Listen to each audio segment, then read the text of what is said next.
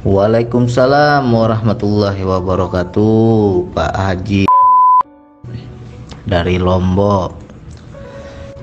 Terima kasih sudah berbagi pengalaman. Saya mohon maaf mengenai mimpi, tabir mimpi atau tafsir mimpinya saya nggak bisa terjemahkan, saya nggak bisa tafsirkan karena belum sampai ilmu saya ke situ, ya. Jadi mengenai mimpi saya no comment karena saya nggak ada keilmuan ke situ. Lalu mengenai angkatlah saya menjadi murid Bang Andi. Terus terang saja Pak, saya nggak pernah mengangkat murid. Satu orang pun saya nggak pernah mengangkat murid. Karena kalau saya sudah mengangkat murid berarti saya itu jadi guru. Dan saya nggak mau jadi guru. Karena di situ ada keakuan, ada keegoan. Jadi kita sama-sama belajar aja, ya. Saya belajar, ya, yang kawan-kawan yang lain juga belajar sama-sama. Kita sama-sama belajar, sama-sama saling berbagi, ya. Paling bedanya adalah siapa yang duluan, siapa yang baru mulai, kan gitu. Bedanya hanya di situ aja. Kenapa saya nggak mau mengangkat murid? Karena saya mengambil akhlaknya Rasulullah. Rasulullah itu punya 4 sahabat, atau bisa dikatakan 4 orang murid yang sangat dekat dan menguasai keilmuannya. Tapi di situ Rasulullah nggak bilang murid, dia bilang sahabatku, ya kan? Disitulah akhlak Rasulullah, tidak mau diagung-agungkan, tidak mau dikultuskan, sehingga dia menganggap ke-4 orang itu sahabat, ya.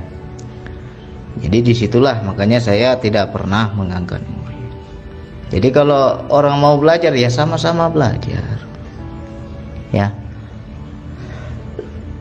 Harus kita contoh itu akhlak Rasulullah. Karena kalau kita sudah merasa guru itu, waduh, besar kali ego kita, ya. Merasa hebat, merasa pintar, merasa lebih tahu, merasa harus diikuti, merasa harus didengarkan. Wah, berat nih kalau titel guru itu berat. Jadi kita buang titel guru, kita buang pangkat guru, ya sama-sama belajar. Jadi mengenai tolonglah Bang Andi, dayanya nggak ada ini, memang susah juga. DN ini kalau nggak ada daya itu ibarat makan sayur tanpa garam, ya kan? Nggak sedap rasanya itu kalau nggak ada garamnya. Memang kita jadi dilema, jadi serba salah, jadi kecewa, jadi putus asa. Kenapa ya Bang? Yang lain mantap-mantap kali, kok saya nggak ada rasa apa-apa? Nah, di sini juga kita harus belajar menerima.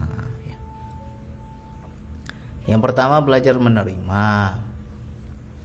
Yang kedua husnuzon, ya, prasangka baik sama Allah. Yang ketiga belajar sabar. Wilayah ini harus sabar, nggak bisa kalau nggak sabar.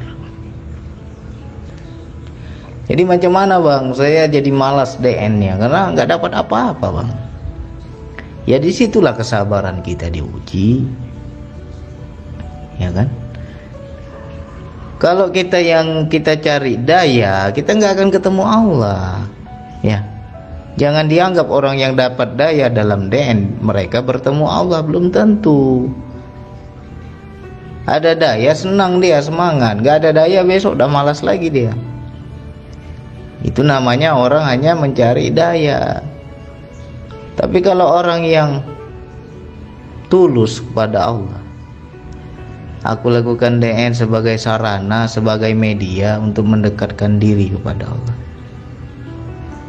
ya. Kalau kita itu menganggap suatu kewajiban, kita anggap zikir ini kan kewajiban.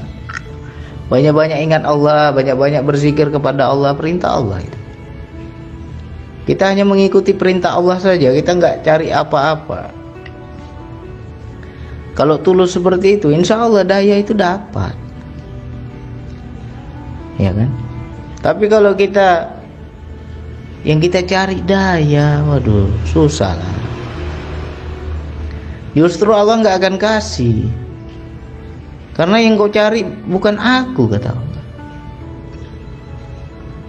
Makanya di situ banyak yang kecewa, banyak yang nggak paham, banyak yang putus asa, sampai-sampai mungkin belum minta izin nih dengan Bang Andi nih. Minta izin dulu dia sama Bang Andi. Udah minta izin, nggak dapat juga.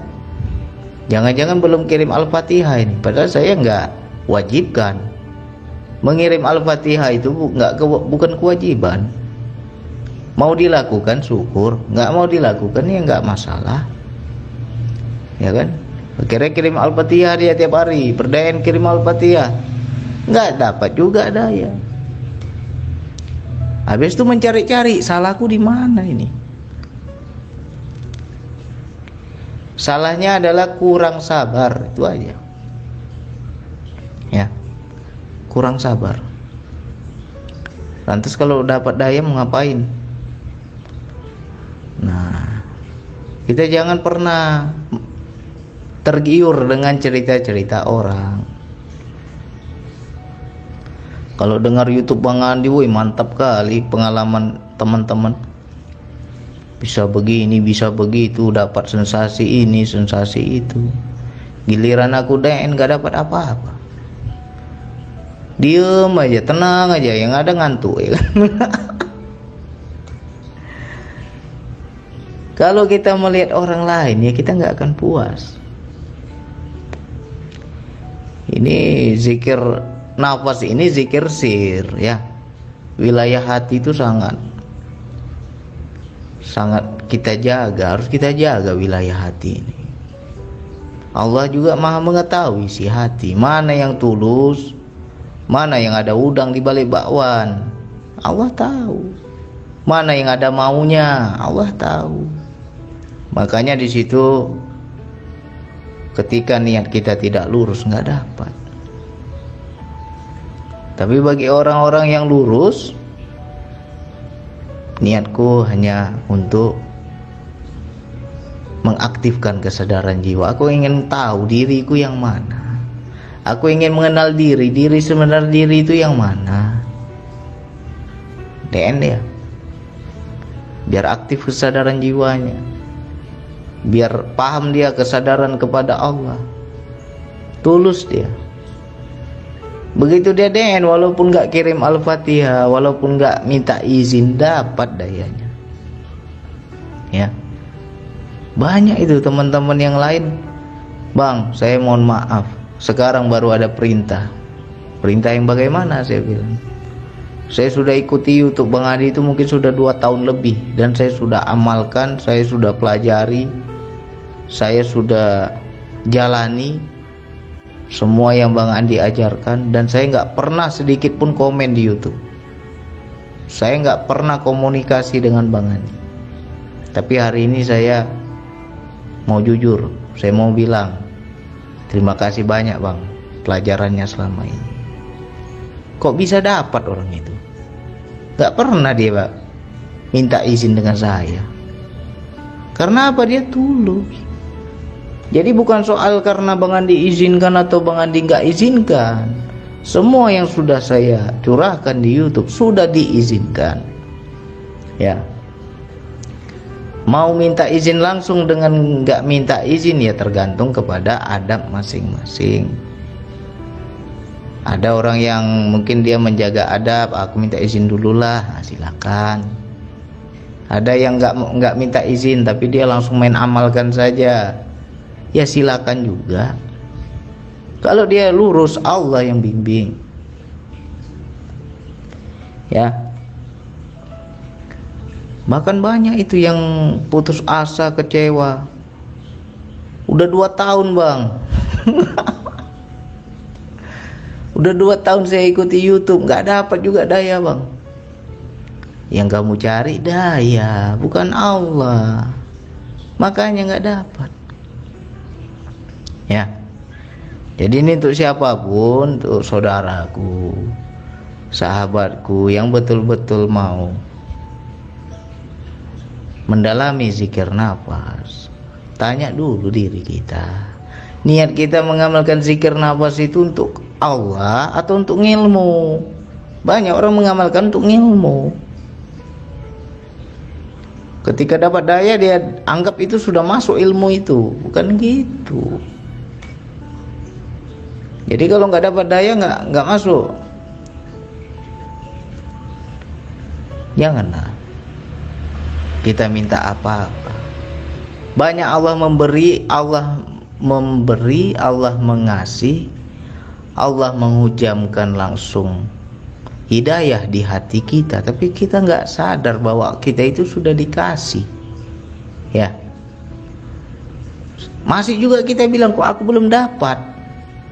Nah ini terkadang kita banyak nggak paham ini. Contohnya bagaimana bang? Aku DN bang, nggak dapat apa-apa bang. Lihat di kehidupanmu apa yang berubah. Kalau banyak berubah lebih baik berarti kamu sudah dapat. Cuma kamu nggak sadar sudah dapat.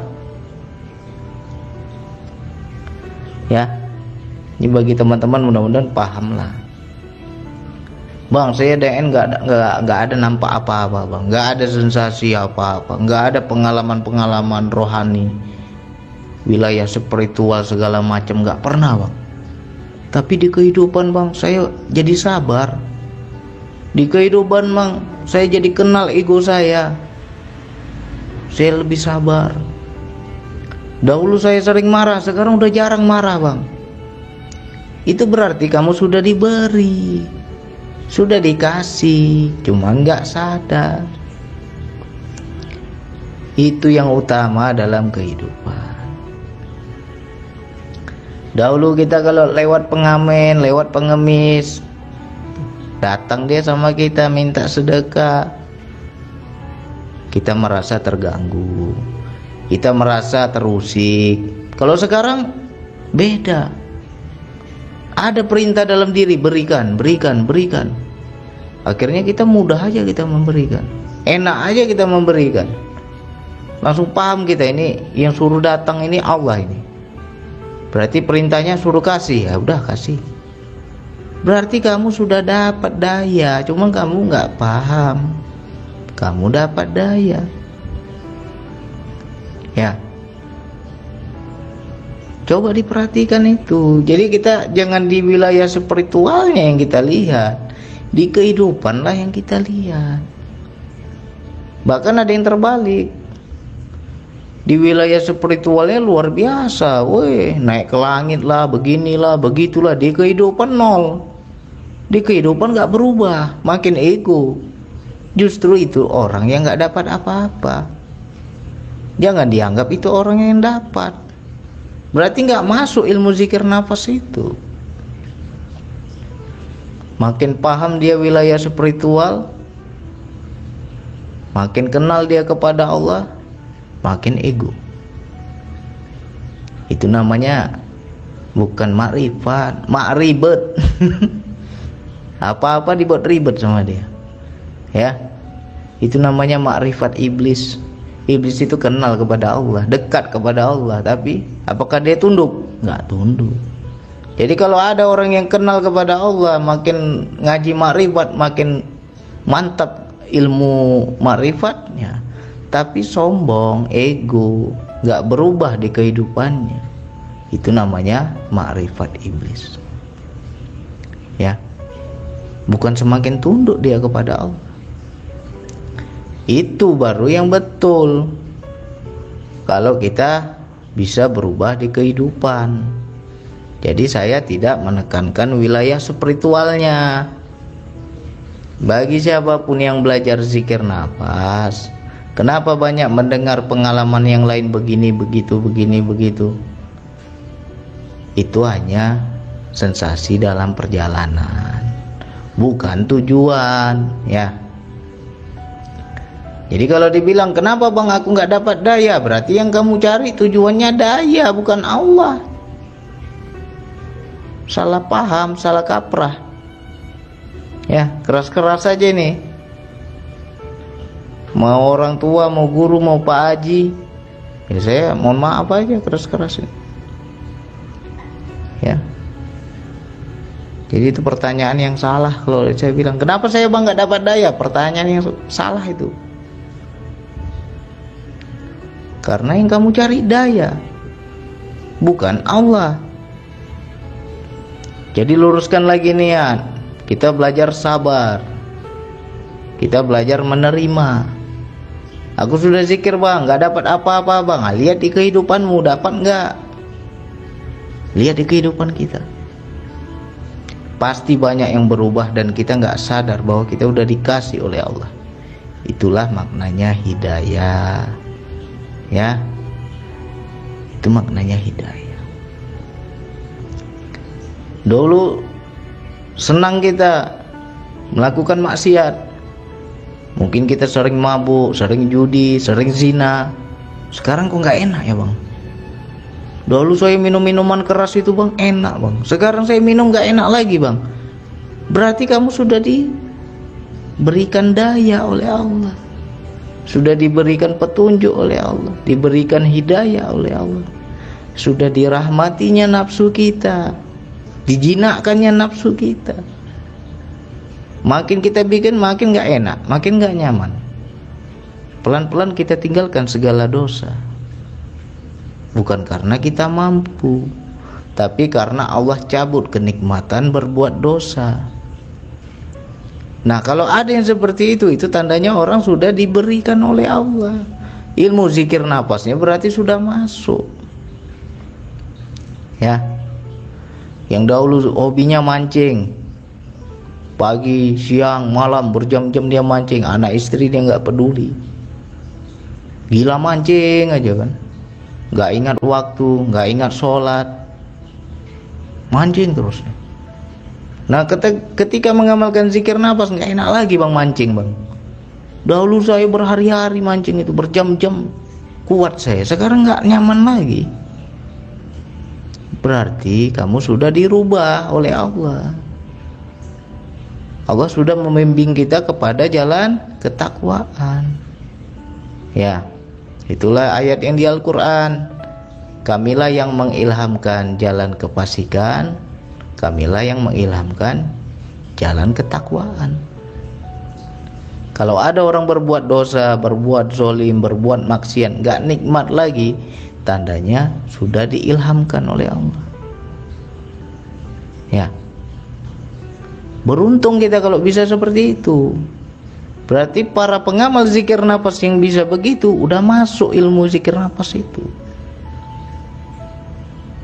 Apalagi yang dahulunya nggak sholat jadi sholat, walaupun dia DN nggak dapat apa-apa. Bang, saya sejak mengamalkan DN bang sudah mulai sholat bang, tapi di DN belum dapat apa-apa bang. Berarti kamu sudah diberikan, cuma kamu nggak sadar. Ya, nah ini mudah-mudahan menjadi berubah pola pikir kita, mindset kita. Jangan pernah kita cari daya.